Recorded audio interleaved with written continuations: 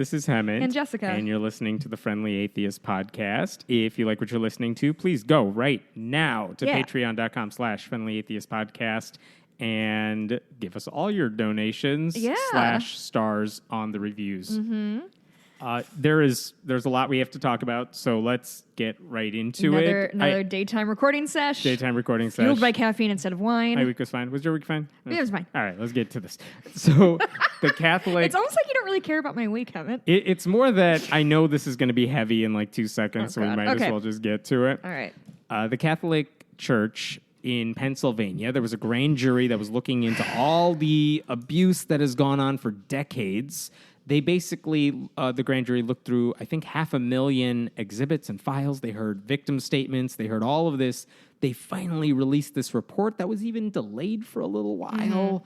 But the diocese, the bishops in charge of them were like, no, you can go ahead and publish this. We're not stopping you. The issue was there were some names named in the thing. Victims or perpetrators? Perpetrators who have not been charged with anything, and they wanted to make sure you're not, accusing them without fair due process, all that stuff. So anyway, the state of Pennsylvania finally released this report. Mm-hmm. Some of it is redacted. Some of it, we don't know what they're talking about. It's kind of weird to say, like, here's a criminal assault that a victim says happened, but you can't read any of it because we can't share it with you yet. But the stuff they did publish is truly, truly disturbing. We're talking a 1,300-plus page report. Yeah. It implicated more than 300 priests, bishops, lay Catholics, people who work with the church. And this week, I did something which I was like, well, 1,300 pages, I'll have to skim it. And obviously, I think every news outlet, as soon as it came out, they rushed out these stories for good reason, saying, here's the overview. But it wasn't until much later you could actually read through this stuff and find out what's going on. How much of it did you actually read? Every single story. You're fucking lying. No, the only thing I didn't look carefully at are the exhibits backing up kind of where this stuff came from, because that was that was about 600 pages of it. But the rest of it you could read through pretty quickly, and it's awful. It's awful? child abuse, page after page after page. And as someone who has no emotions and no sensitivity to anything, it's like, Jesus Christ, it's just disturbing every page. And here's the deal. I want to talk about these details because I don't think they get a lot of mention in the news. You might have heard one story or a couple really crazy ones here and there. Mm-hmm. I don't think it does justice to just how fucked up this is. And this is what I jotted down as I'm reading through this whole thing. Like, here's some of the stories that you guys got to hear. I'm going to leave out the priest names, not because I don't want to shame them or something. No, they deserve to be shamed, but because it's not the point who it is. Right. A couple things you should know. And by the way, here's your trigger warning. You should just look at the timestamp and move on to the next story if you don't want to hear any of this stuff, because this will take a little bit. Can I do that? You don't get to do that. You have to listen, and you can react however you want. I jotted these down as I'm reading through them. And keep in mind, I'm kind of going through it, and I'm like, you know what? That one is... I literally had this thought in my head. That one's just a story of child rape. I will move on to the next one. That went through my head so many times. The bar is set at such a place. Yeah. Hey, Dottie, we're doing the serious thing. Dottie, here. this Maybe is don't serious. If you hear Dottie in the background, it's because she's vanquishing some rawhides. So. Yes. So but like the bar is set at such a place that like rape of a child in their custody is pedestrian. Yeah. It's the baseline. So many victims. Okay. And by the way, some of this stuff, all of this stuff, just about all of it, happened more than a decade ago. This is over the course of the past 50-some years. A lot of these priests are dead now. Some of them are still alive, but they may no longer be working for the church. The point is, this stuff happened, and then it was covered up. And we didn't really know the full extent of it until this report came out. And the crazy thing is, like, since early 2000s, when, like, the Boston Globe, the Spotlight story came out, you think that, like, oh, well, this is it. Like, we got the whole story, and it keeps getting worse. Yeah, and it's this still blows going the on. Spotlight investigation out of the water, because the Spotlight investigation was, I believe, about what was going on in the Diocese of Boston or around it. This particular report looked at 6 of Pennsylvania's 8 dioceses, because 2 of them did a separate investigation. This is the other 6. This covers most of the state. Okay, so this is what they learned from there. All right, here we go. I'm jotting. Oh, man. This is, okay. Let's just skip ahead. One priest asked a girl when she was 13 or 14 to read a story about Jesus that included the phrase, the cock crows 3 times. Okay. That's part of the Jesus story. He then made her repeat that phrase several times, and then when she left class, he, quote, leaned in and nuzzled her neck and asked the victim if she knew what a cock was. No. Another priest was about to anally rape a child, but the victim ran away before it could happen, even though it meant running into the street mostly nude.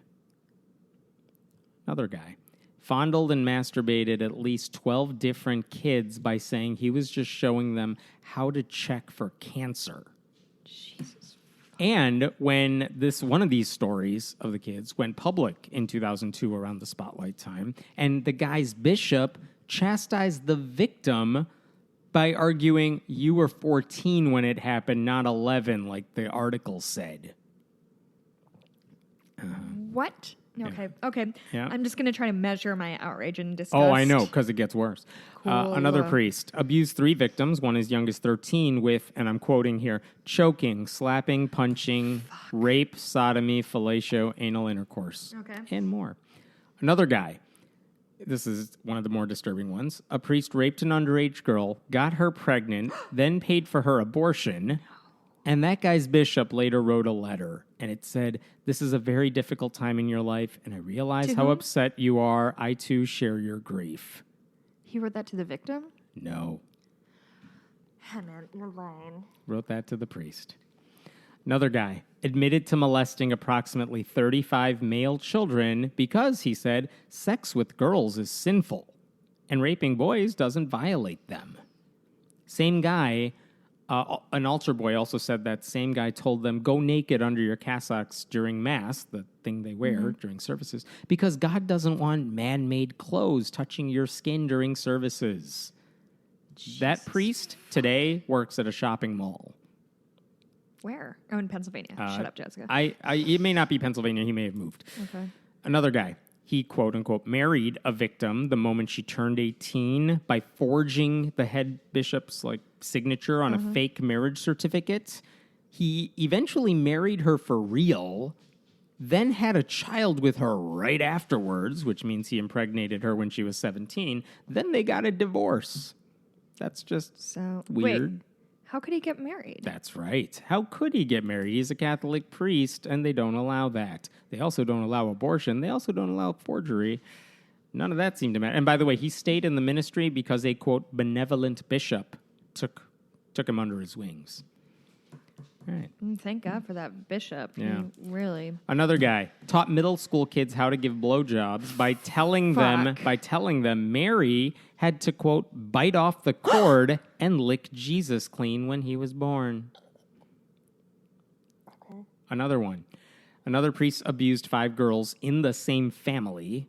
This is going to be disturbing. You should just look away. Among other things, he collected their urine, pubic hair, menstrual blood in a device attached to his toilet, and then ingested it. This happened after he worked at a Catholic high school and had been accused of telling a student he wanted to watch her go to the bathroom. Happened afterwards. All right. Another priest tried to have sex with a 17-year-old girl at a high school he worked at by saying God wants us to express love for each other this way. And when she said, God's going to punish us, he said, there is no hell. Well, that's convenient. Another guy. This guy was part of a predatory priest ring that shared intelligence on victims and exchanged them with each other. They manufactured child pornography on church property using, quote, whips, violence, and sadism in raping their victims. That cannot... A ring. I cannot believe that. Another guy asked 3 altar boys to pose like statues and then tried to tie him up with rope. He also used whips and leather straps on a victim after tying up his hands. Another guy raped several boys as young as 10. That guy went to prison, and after he went to prison, it was discovered he had been HIV positive for years. No. Here's a disturbing one. This guy forced a 9-year-old boy to give him a blowjob, then washed his mouth out with holy water to, quote, purify him. No, thank you. Another guy served a high school boy juice. The boy then woke up with no memory of what happened, but there was bleeding from his rectum. This is one of the more, I don't think you need to qualify them anymore. They're all Another one. Pretty bad. He dragged a child across the room by his underwear, beat him with a metal cross. What? He eventually quit the priesthood, but he did ask the bishop to give him a letter of recommendation for his next job, wait for it, at Walt Disney World. Oh, my God. Mm-hmm. Another guy. Abused one girl when she was 14, forcing her to masturbate him and blow him. When she turned 18, he visited her, asked for sex, and her hand in marriage. She said no to both. One priest is the reason a little girl told her mother she knows how to French kiss. Cool. Here's, this one got to me. This priest molested a 12-year-old boy. The boy's friend did not believe it when the boy told him until that friend hid in a closet and watched it happen another time. And by the way, that victim, the 12-year-old boy, he's now 83. He's fought in wars. That guy said, no matter what I've been through in the wars, he can't hug or kiss his own children who are boys. He can't shake hands with men to this day. He can't even see male doctors or dentists. He said he did see a therapist, but only because she was female, and he could talk to her and be alone with her. Another guy was known to take a picture in boys' locker rooms and maintained a book of crotch shots. Okay. Another guy had a lot of male victims, but his diocese investigated it, and they dismissed allegations from one girl who also said he molested her because the priest denied it.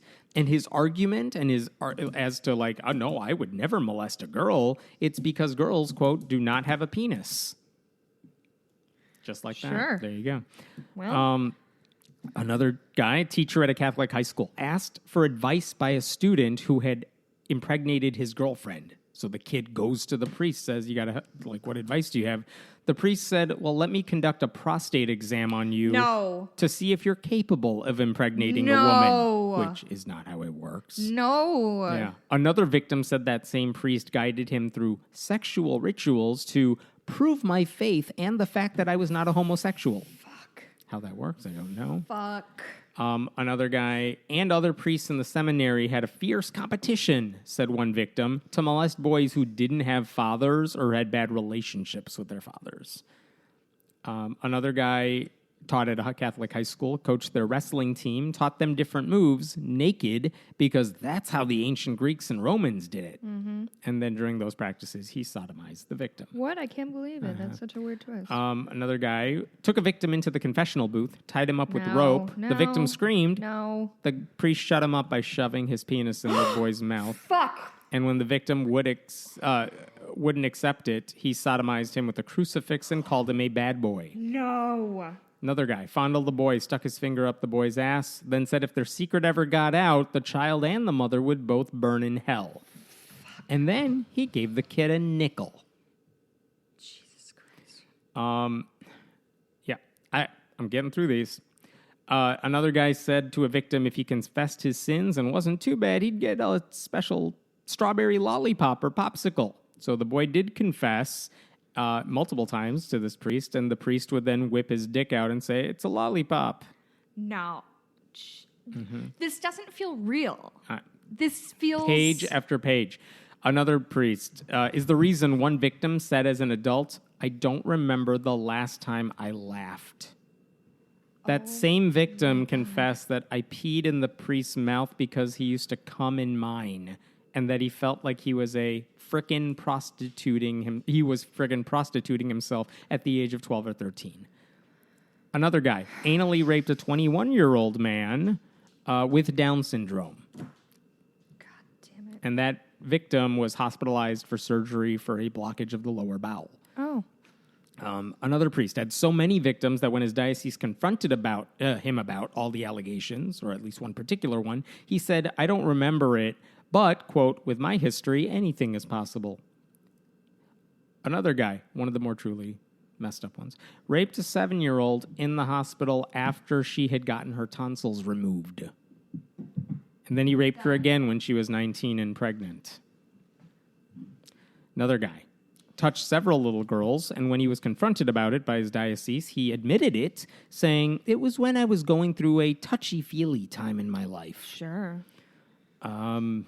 Another guy admitted to molesting several boys, confessed his sins to another priest, and got the advice to never call police or turn himself in. He was just told to pray about it. Sure. And then it would happen again, and he'd get the same advice, and this cycle went on for a while. Another priest molested a 16-year-old during a camping trip. The boy resisted, and the priest said, "Sometimes we say no when we really mean yes." No. Another guy abused a girl no older than 10. And when she told the principal of their Catholic school that this guy touched her in weird ways, the principal called her a demon child for making those terrible accusations. Another guy abused an 11-year-old girl, wrestled with her on the floor at her parents' house when her daddy wasn't home. One time when she resisted, he said, "I like a fighter." No. Another guy entered a bathroom with an underage boy, put his hands down the boy's shorts. When the boy said to stop tickling him, the response was, "I'm not trying to tickle you, I'm trying to grab for something." Another guy took a 9-year-old boy to his rectory bedroom, told the kid to take off his clothes, then squeezed his penis 70 times before sticking a finger in his ass. Later, even though the mother wanted to file criminal charges, she dropped them because, quote, she was threatened and harassed by church officials and told she should just let the church handle it. Another truly messed up one. One guy fondled a young boy on a Ferris wheel during a church festival, and the boy couldn't get off the ride because the priest told the operator to keep the ride going 3 times longer than it should have. Oh my God. Another guy went to the shower with a 12-year-old boy to make sure he was showering properly. Another guy kissed an underage girl with his tongue and sucked her lips. And when the church officials asked him about it, because there were witnesses, he said he was just trying to recruit her for the convent. What? Yeah. Another guy, when the victim turned 15 or 16, he asked the priest to stop molesting him, threatened to go public. The priest then grabbed him by the throat and threatened to kill him if he told anyone. He also threatened to tell the victim's parents he was gay. Another guy. That's the worst thing you can imagine. Another guy masturbated in front of a student at their Catholic school, like just in front of him, and then, if in case some semen got on his face, he would give him a handkerchief. To this day, the victim says he goes from, quote, sad to angry whenever he sees a handkerchief. Another guy molested an underage boy many times and then paid the victim a finder's fee if he could find other young chickens for him to have sex with. Another guy took pictures of underage boys when their swim trunks were down to their ankles. The staff said they saw the pictures until they magically disappeared because he might have destroyed the images. But then a couple of years ago, recently I think, he was arrested because there was a guy who went to a mall bathroom, saw a camera in the stall and reported it. It got linked back to this guy, and the priest who was there, he denied it, then said to the officer, like, "I'm sick," runs into a stall, flushes the memory card down the toilet. I don't know how that happens, but there you go. Seriously, just a couple more here. Another guy molested a 10-year-old girl after dropping her friend off at home, grabbed her wrists, put his hand over her mouth, put his knee to her stomach to hold her down, then said he would not kill her if she would just lie quietly. No. And another guy told a 14-year-old girl she had the body of an 18-year-old woman, and then commented on her, quote, sex hair. Yeah. So, here's the thing. Sorry for saying all that, but it's there. This is what's in the actual report. These stories, one by one by one, and they just tell you, this is what the victims said. Some of these people are dead. We can't do anything about it. In some cases, the statute of limitations has run out, so we can't do anything about it. But we want to get this on the record. And by the way, the bishops, I believe under Catholic law, they have to keep all these papers about documentation about all this stuff. Sure, I definitely trust Catholic law now. The special investigators actually got access. They subpoenaed the, quote, secret archive, which is actually what the church calls it. and they got access to these files, which is why we know about all this stuff. One of the good things the grand jury did in their reporting on this stuff is they didn't just tell these stories. They did two things that I thought this is actually useful here. They said the priests and the church itself followed a playbook for concealing the truth. Like, how did they do this? How do you keep this hidden? And you could tell the grand jury is like pissed, obviously. And they said, here's how they did it. There's 7 steps. Number 1, they used euphemisms throughout the paperwork and all the testimony and everything. They never say rape. They say inappropriate contact or boundary issues. Number 2, they don't investigate with trained personnel. They always let the clergy members, ask the victims inadequate questions before judging their own colleagues on what they did. It was always in-house, right? Number 3, they always evaluated priests at church-run treatment centers, not some third-party secular psychiatrist or whatever that kept it in-house. They never said, number 4, why a priest was removed from a church. If they ultimately did kick somebody out, they never told the congregation why. They just said he's on sick leave or something. Number 5, they kept providing priests with living expenses or retirement or whatever, pensions, even after the allegations. So there was no disincentive to not do this stuff. Number 6, they would just transfer the priests if the crime became common knowledge, send him to a place where no one knows he's a child abuser. And number 7, don't tell the police. Keep it in-house. Now, if you're looking for, hopefully you're pissed off and angry, what do you do about this? And the grand jury said, here's what we recommend. Eliminate the criminal statute of limitations. Good. Right? Just get rid of it. If it's a thing like, they said, the Pennsylvania law allows you to come forward until you're 50.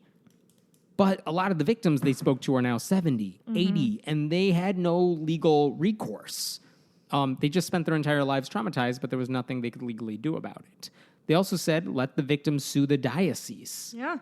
In some cases, they ran out of time before they could even sue, and they needed time after they knew what was up to sue the diocese and make them pay for it. Like, the window shouldn't be closed off. Obviously, mandate reporting of abuse, even in church. Like, just because someone confesses it in a confessional booth, there's no seal of protection, even if the church wants it. Right.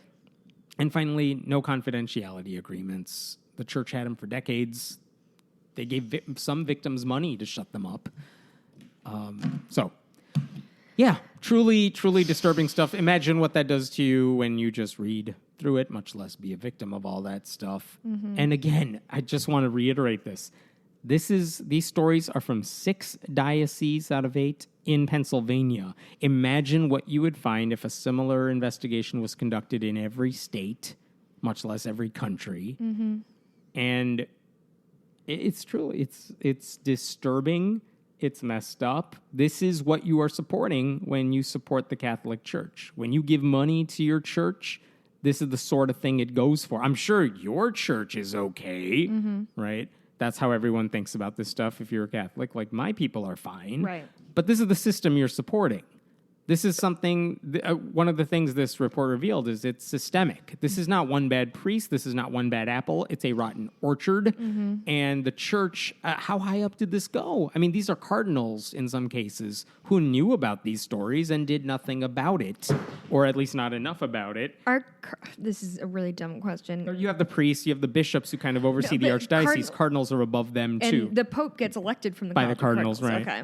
So, I mean, it goes high up. And by the way, for at least 24 to 48 hours after this report was released, you know what the Vatican said? Silent. Zip. They finally released a statement like 48 hours later. Yeah, it's... God, it's a fucking nightmare. I also have some stuff to talk about with that. Okay, so now reading what I'm about to read, it's even more upsetting because obviously Catholics are reacting to this as they're wont to do. And Michael Stone wrote a piece about reporting on Bill Donohue. Yeah, the Catholic League the Catholic League president, and he released a report. He called the report released by the Pennsylvania Supreme Court, quote, an obscene lie. And he posted something titled, quote, Pennsylvania Grand Jury Report Debunked. Yeah, it's an 11-page report that he just put out after a day, or a couple days rather. And basically the whole thing is, I mean, he's basically trying to make excuses for all Which of is this. fucking astounding. It is unconscionable that anybody... There are if you're Catholic and you want to remain and you think Catholicism still has good merit, fucking fine. But to discount what these kids and adults went through is horrifying. This man is a fucking monster. He basically dismissed a lot of the reports, saying like, well, first of all, most of the victims were boys, which means this is all about homosexuality, not abuse or power or something. He also like that. says that there's a, quote, myth that priests raped their victims. He said, quote, this is an obscene lie. Most of the alleged victims were not raped. They were groped or otherwise abused, but not penetrated, which is what the word rape means. Oh, good. So we have, I mean, this is what their standard is now. They're redefining, like, abuse. Like, well, it wasn't technically rape, so let's not jump overboard here. It's the exact same garbage that's happening in, like, the Trump administration of, like, oh, there's no collusion. Well, we didn't know He's about it. He's not racist because he didn't say the N-word. Say the N-word. Like, yeah, that's super how it works, guys. Nice work. He said it's not a defense. It's meant to set the record straight and debunk the worst-case scenarios attributed to the offenders. He also said, by the way, that a lot of the victims were like 12, 13, 14, 15. It's not like they were 3, 4, or 5, even though some of them were. Monster. But he's like, oh, if they got molested when they were 15, tone it down, everyone. Yeah, Joe My God said, Donohue goes on to denounce the media for using the term pedophilia to describe the incidents when, Donohue claims, most of the victims were post-pubescent. And as he always does, Donohue rants that the media is providing cover for the LGBT movement, okay, by not describing the assailants as gay priests and by sensationalizing the, quote, minority of cases involving preteen girls, which, no, they're super not. It's not, I mean, again, this is the same discussion people have when we talk about, like, prison rape.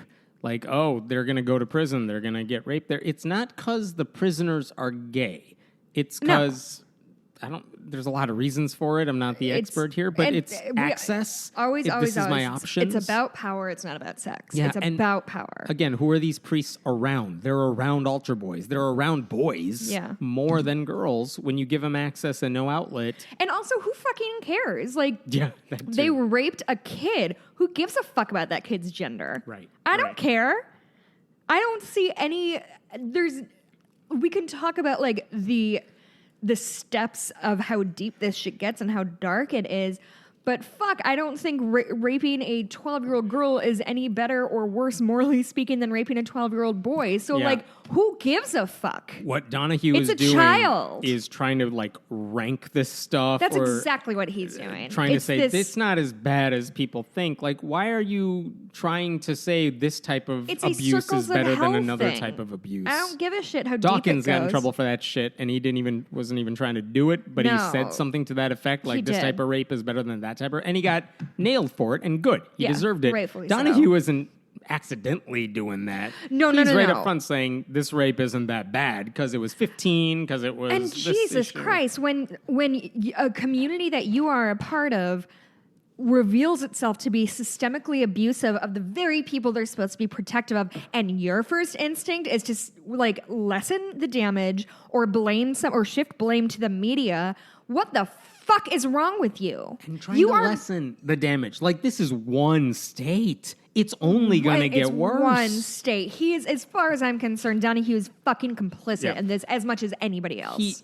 But he's a nobody. This is the thing. He's I don't care. Loudmouth, and he says he's Catholic. This is what he says. This is his fucking reaction. No. That's his reaction. I'm saying that reaction, he's one guy who just professes to speak for all these people. I don't know that he actually does. The problem is there are actual Catholic leaders in the church hierarchy who say a lot of the same stuff. And that's disturbing because, like, Donohue's like a loudmouth who kind of basically speaks for himself. Mm-hmm. But the actual church leaders are effectively saying the same thing where they're trying to dismiss it by saying this happened. I have heard this from a lot of church leaders.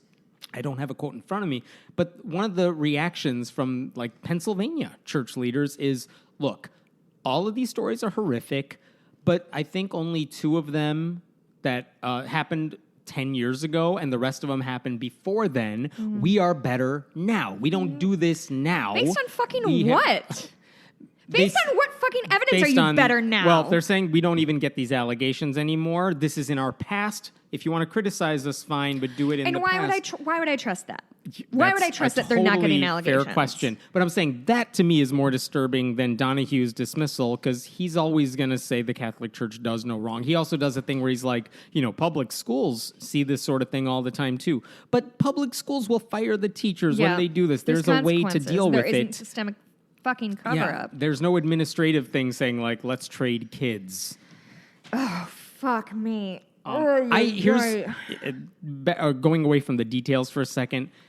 If Spotlight and that investigation in 2002, if that spurred people to eventually walk away from the church because of how disturbing it was, in theory, this should do that even more so than before. Like, people who are currently going to a Catholic church or proudly calling themselves Catholic because they believe this stuff, I hope they learn a lesson from this and say, like, these are the people I've been supporting for so long. I hope it leads them to leave the church, because that's the only maybe silver lining in all this, that it'll make people realize how fucked up the church is and then leave it. But I don't know if they've been numbed to all the abuse scandal where it's just like, well, there's another scandal, I guess I've dealt with it. Or I think if I've learned anything since 2016, it's that tribalism is a thing to fucking be reckoned with. It is not. It's brainwashing on a higher level. It's what we're seeing in the GOP, and it's what we're seeing with Catholics, that because they identify as Catholic, they cannot be objective and say this is monstrous and I don't want to be associated with it anymore. And I get that it's complicated if you're it's. I don't know. It's never something I've been exposed to, because what do I have in my life that, given definitive evidence that it's a monstrosity, I still feel obligated to be a part of it? I don't know. Do you lose your faith in God? Do you lose your faith in the Catholic Church and the Pope? At what point, like, where does it... Catholics, how far down does it go? No one's saying you have to give up your faith in God just to Catholics. Like, you can believe the same stuff. You do not have to belong to this organization, though, and support it and prop it up. And parents who are choosing to send their kids to a Catholic school because even if they have other options, or people who say, like, I got to take my kid to CCD class because they need this moral guidance. Have you seen who's delivering this moral guidance? Yeah. Those are the people who need to be thinking long and hard about this, because they're the ones propping up the whole system. I just don't understand. I just don't understand. I don't understand how you can go to church every Sunday and see a man who proclaims to speak for God, and knowing that there is a greater than 0 chance that he is a fucking monster, but still claims to speak for God. So how do you know? How do you know who's really speaking for God and who's lying? Yeah, you really hope these aren't the people who are doing it. I mean... It's disturbing. Do you want to move to something else? No, there is a piece written called It's Really Hard to Be Catholic, The Pain of Reading the Sex Abuse Report. It was written by Campbell Robertson and Sharon Otterman. They just kind of spoke to a bunch of Catholic people and read their reaction. John Gehring, the Catholic program director at Faith in Public Life, which is a national network of faith leaders, said it's really hard right now to be... I think right now it's really hard to be a Catholic. Everywhere you look, things seem to be falling apart. I'm debating whether to roll my eyes or to say, fine, I hope you realize that, because, I don't feel bad for you. Yeah. I hope you realized, that's Catholicism. Deal with it and get out. Yeah. Jessica Beede, B-E-D-E, said she believed that the church leadership had not been living up to its people. Several people said that if church leaders had trusted in the unshakable faith of the parishioners, they would not have engaged in such extraordinary cover-ups, but the leaders have fallen short again. Barbara Bow in Boston. This is the sort of thing you say when one priest is guilty of one allegation like this. This is not what you say when 300 plus people over the course of decades have those stories that we just talked about, where it's like, well, if they had just listened to us, or Right. if they had like followed their vows, like they're not. None of them. Barbara Bow grew up in Catholic school. She's a nurse. She's fallen away from the church, and she says, as of now, she's unlikely to return anytime soon. Quote, as far as priests and nuns being believed, that's gone. The authority is gone. Myrta Criswell from Miami said she believes the reports 100%. She said the sex abuse scandal that began in Boston had been painful enough, but the latest reports have left her even more exasperated. While the scandals would not ever erode her commitment to the faith, she believes they showed some of the church rules need to be revisited. She said the Catholic Church has to change. They have to let their priests marry to have a family. Humans need sex. This is an interesting thing. Well, how do you fix a situation? One potential solution I've heard is like, well, burn just it the let fuck them down. That too. Let them get married. Let them be openly gay if they want to be, and in relationships, and would that solve it? And I find it very almost lazy to say, well, all they need is an outlet. If they were allowed to date, if they were allowed to get married and have families, then this abuse wouldn't happen. But that's not how abuse works. It's not how abuse works, and that's... It's not like they're raping these kids because, well, I just ran out of options and I had to rape somebody. Right. Like, it's not a bad suggestion for making people more mentally healthy if they're going to go into this particular line of work. But let's not pretend that like all people who rape women or children or whatever do so because they can't get sex elsewhere. Right. And by the way, they chose the life that said you're going to be celibate for life, and if you're gay, you're not going to act on it ever. They chose that. Yeah. And they're doing this. So I don't know that loosening the restrictions, because that option was always there for just about all of them. Yeah. This one irks me a little bit. Robert Romano, 62, in Manhattan, he said, quote, there's a lot of bad apples, and they've got to be cleaned out. I'm not coming to church for a priest. I'm coming because in my heart there's something else. I believe that. I think that's why they're not fazed by this stuff as much as they should be, because they think, well, it's just, how many bad apples does it take for them to say, the whole system's messed up? Yeah. Clearly not enough. People flipping this, Brett Sullivan, who, I don't know where he is from, but he said to flip through the pages and have a name leap out at me like that. You know, my childhood priest. Painfully to realize, he was an altar boy for this priest, Reverend George Koichik. Painfully to realize almost a sense of relief that it hadn't been an altar server that he'd abused. Like, that's where it is. I don't know. I just burn it the fuck down. Yeah. Absolutely if you not. support the Catholic Church, this is the system that you're supporting. Yeah. So, all right, I'm going to move on to a different story just because we could talk about this forever, but there's a few other big ones I want to get to. Here's a little light one. The Mormon Church President Russell M. Nelson would like you to know that he spoke to God, or God spoke to him. Oh. And he has a message for everyone. Cool, thank you. You can't call us the Mormon Church. Stop it. Don't call them Mormons. LDS? Nope, not What? allowed either. Stop calling it the LDS Church. What is it? Yeah, so he said, according to the new guidelines published by the Mormon Church, Published by God. The first time you refer to the church, you should call them the Church of Jesus Christ of Latter-day Saints, which is not new. We always knew that one. If you need a shorter version of that, right? Not LDS. Here's your options. Oh, good. Okay, wait, let me write this down. The church.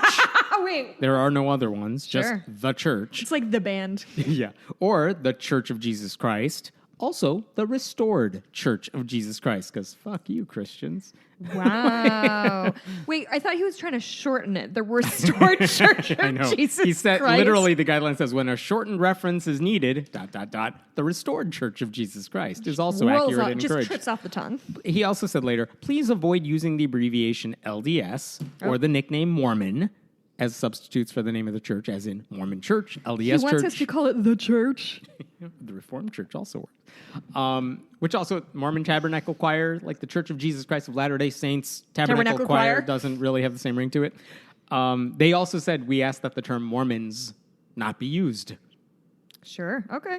By the way, from hearing from other Mormons, they're like, they've tried to do this before, and then the last guy was like, I don't care. But this time God said it, so... Well, God always talks to all of them, and the last guy said, like, God told me, don't worry about it. God is a fickle God. But this one says, like, nope, this is what's going to be. I don't know how seriously anyone will take it, and even if Mormons will take it that seriously. I broke my church pen, Hemant. Yeah, well, Catholics, No, it's not Catholics. It's Christian. So in a way, though, congratulations, Jess. We've defeated Mormonism. Yay! At least we're the real heroes. I know. Let's get to this one because it involves Jack Phillips, the Masterpiece Cake Shop guy. Remember, he had the Supreme Court case. Or went to the Supreme Court because Jack Phillips, the owner of Masterpiece Cake Shop, said a gay couple walked in, or at least a gay guy walked in, said, I need a wedding cake. And Jack Phillips later found out it was for the man's gay wedding and said, I'm not going to sell you the cake. And the big issue is that he didn't want to sell a cake to the gay couple that he would have sold to a straight couple. It was the same cake. Yeah. It's not like it had a message that said, go gay marriage. It didn't say anything. Just a regular cake, a regular wedding cake. He would have sold it to a straight couple. He did not sell it to a gay couple. Mm-hmm. Supreme Court said, we're totally not touching this with a 10-foot pole. We'll give you the victory, Jack Phillips, but on a technicality, because the Colorado Commission of whatever Equal Rights, they basically said, well, they were biased against you because of some offhand comments, which was not true. But they said they were biased, so we'll say they fucked up, so the whole process was messed up. Jack Phillips won on a technicality. Technically, he won, but like no conservative Christians were like, yay, we got what we wanted. They didn't. But here's what's happened now. I guess last year, the day that the Supreme Court said, we'll take your case, a lawyer calls him up. Her name is Autumn Scardina. She called him up and said, I need you to make me a cake. It's a birthday cake. And it comes out in the course of her conversation with the staffer she was talking to that she also happens to be transgender. And this would be like an anniversary of her coming out as transgender. Oh, okay.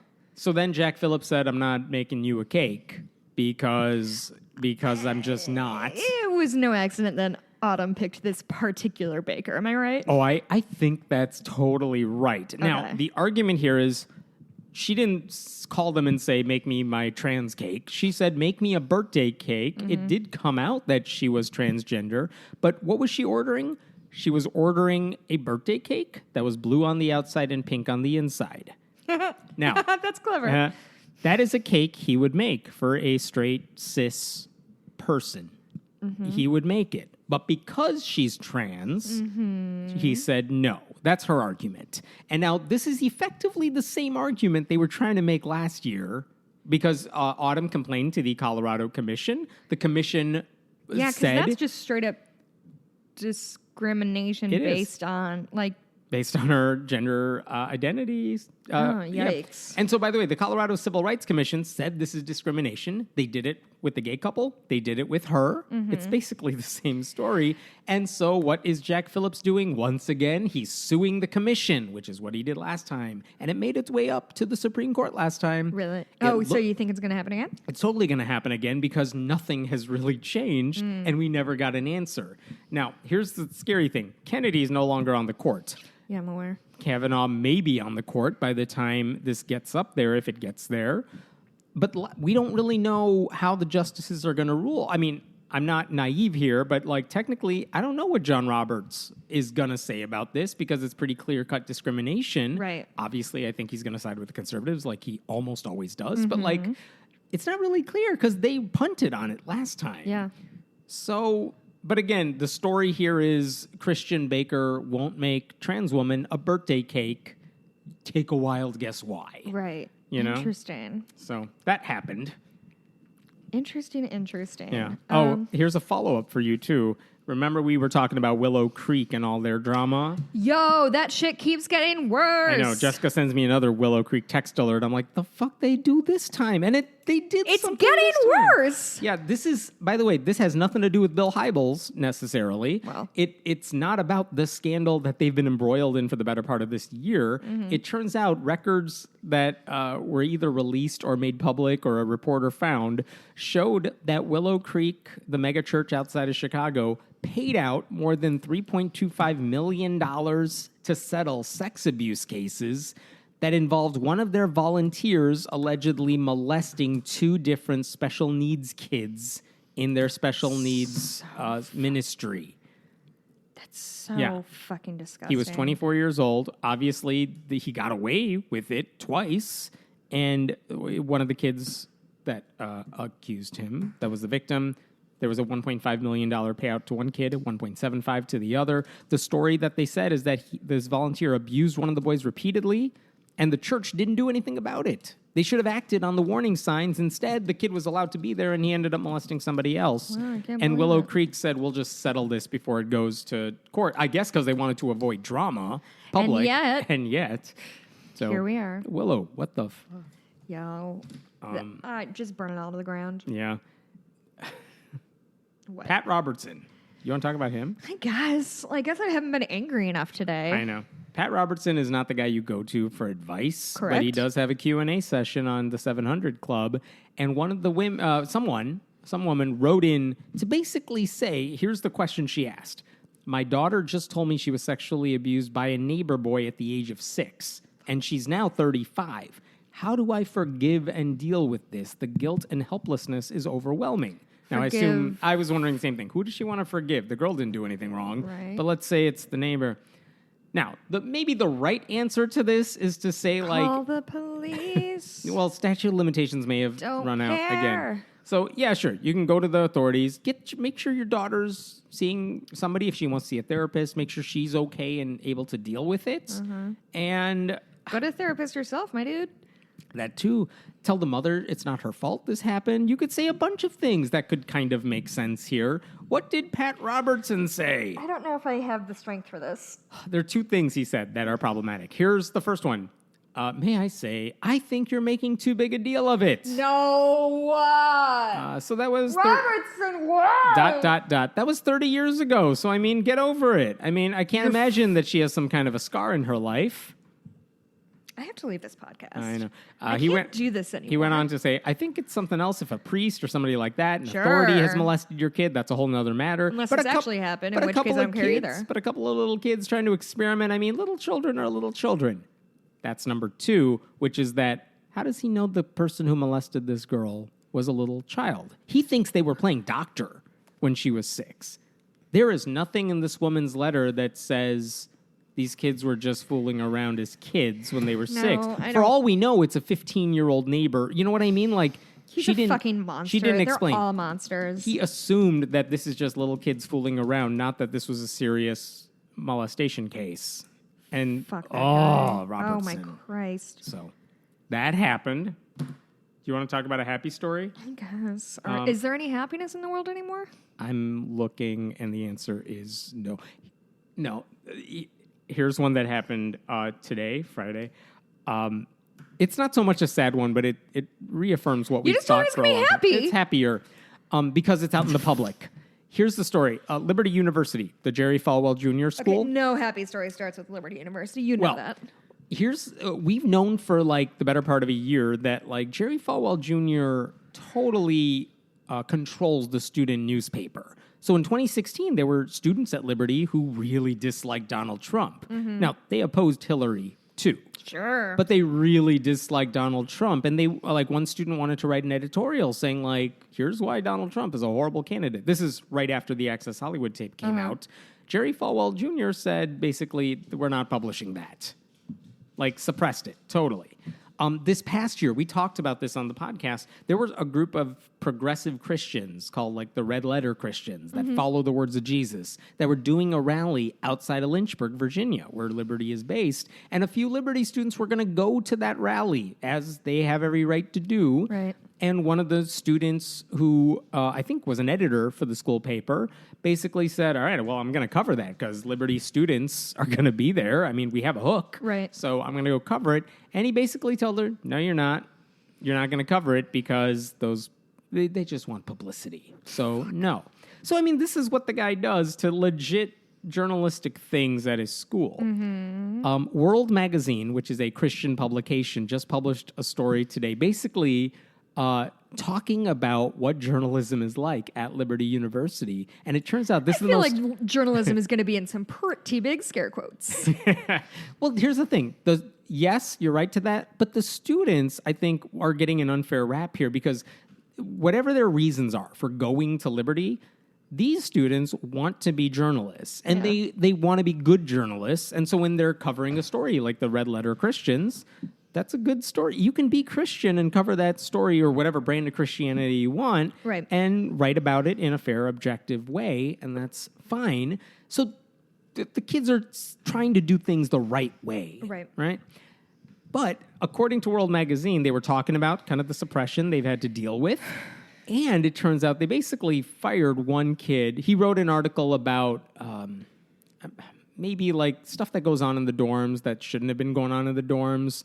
And not really an expose so much as like, this is the reality of the situation. They suppressed that article too. And this guy was announced to be their next editor-in-chief this coming school year.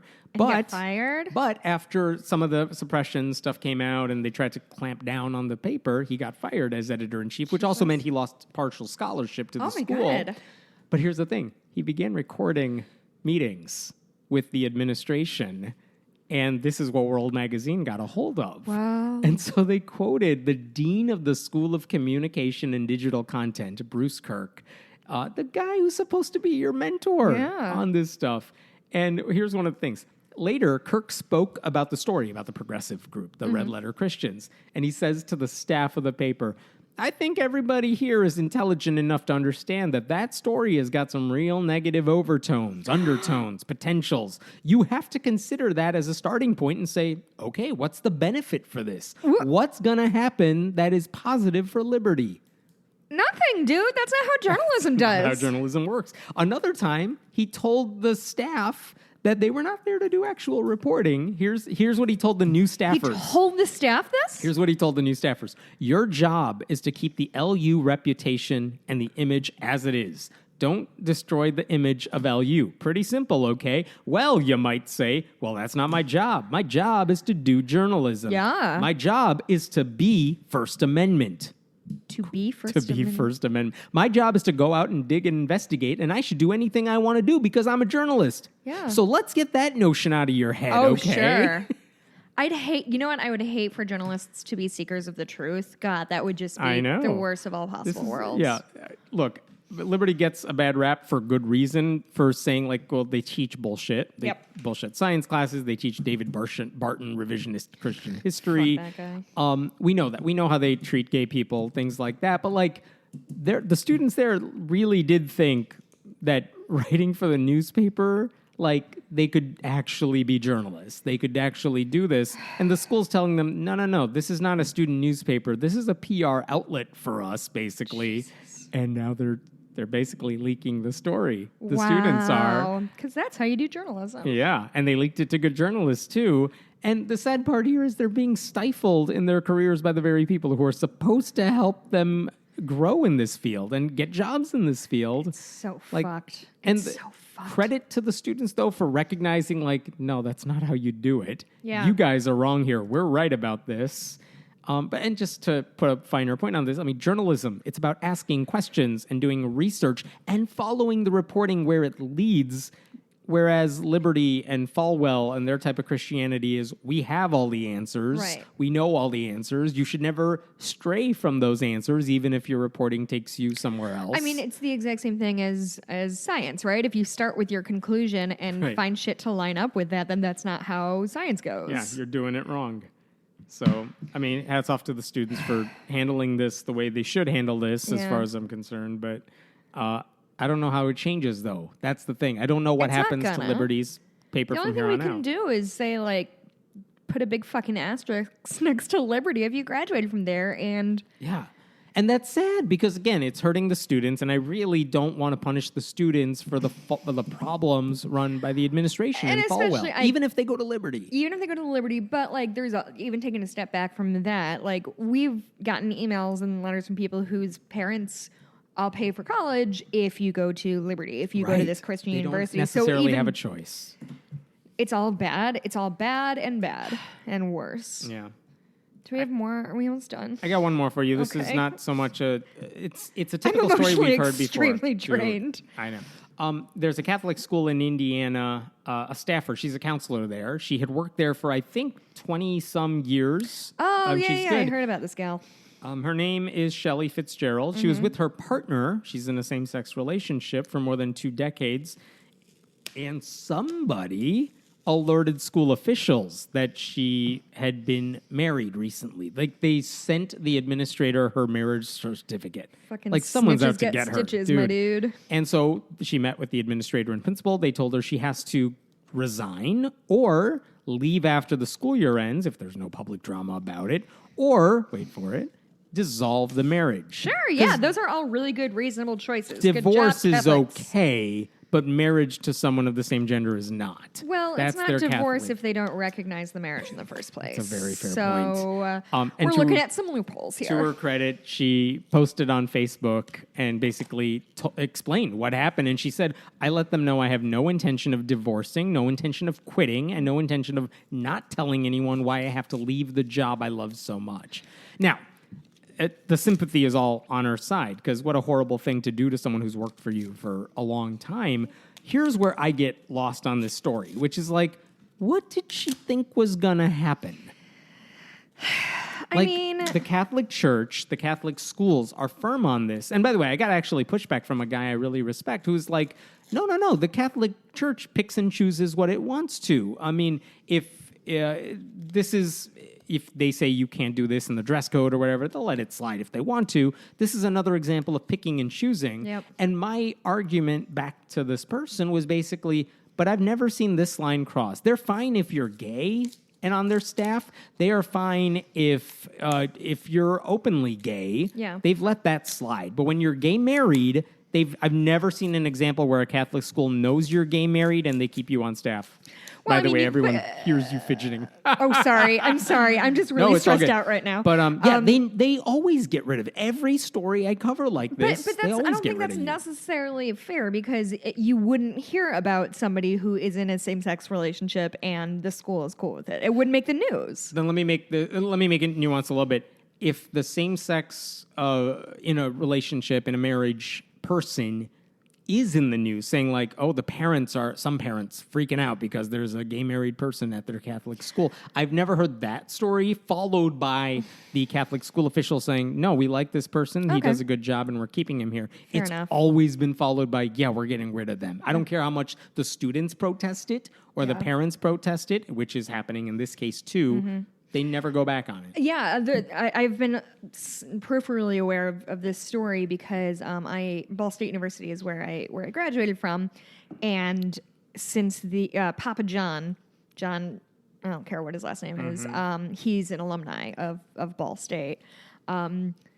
We've discussed on this very program that he's a fucking monster, and the Ball State the board said that like, now we understand that he dropped an N-bomb, and we understand he said some pretty problematic shit. We're just going to go ahead and keep his money and leave his name on our buildings, because I don't know if you've heard, but we have more minority students this year than ever before. So racism isn't a thing. So racism is dead. Also, it's in Muncie, Indiana. If there's more than 10% people of color on that campus, I would be floored. I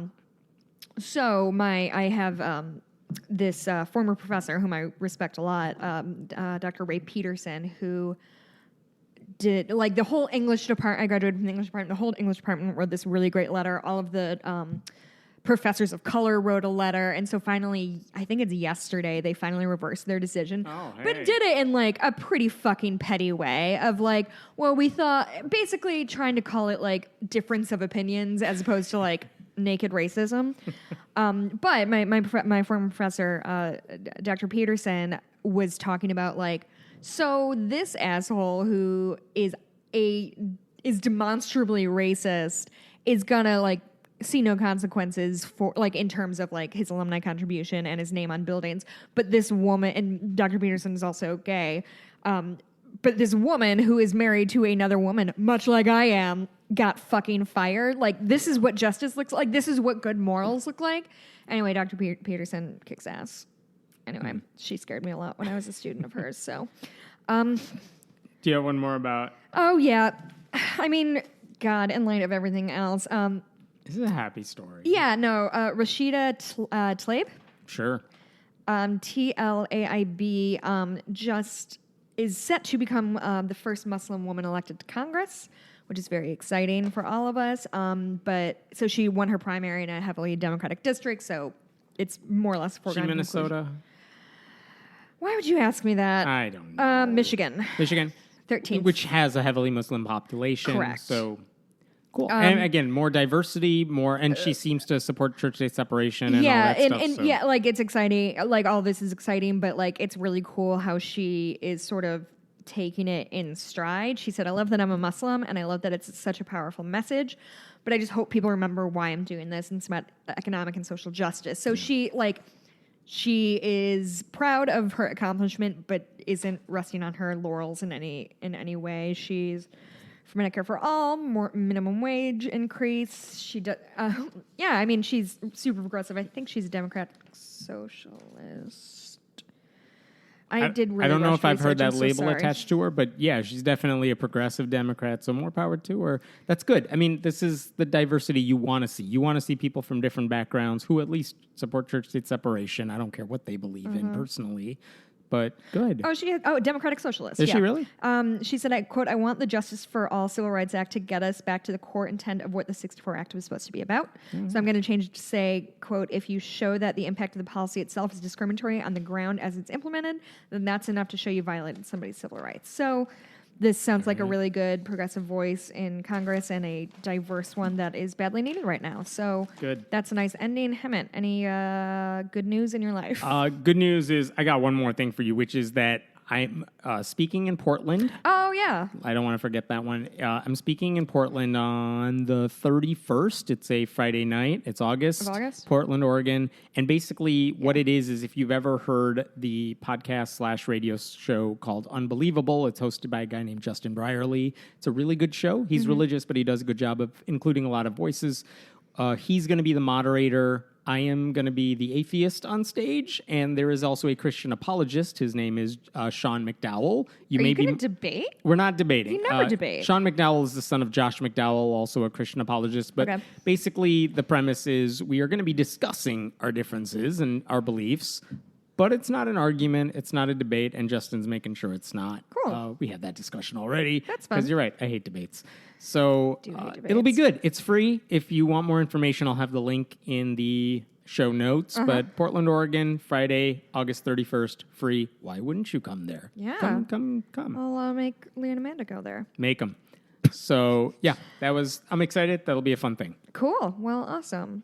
I got nothing else. This week sucked otherwise. Yeah, this is a really fucking rough week. My friend Anne, who's guest hosted this podcast, we're having a sleepover tonight because adult sleepovers are the fucking best. So we're doing that. I'm very much looking forward to it.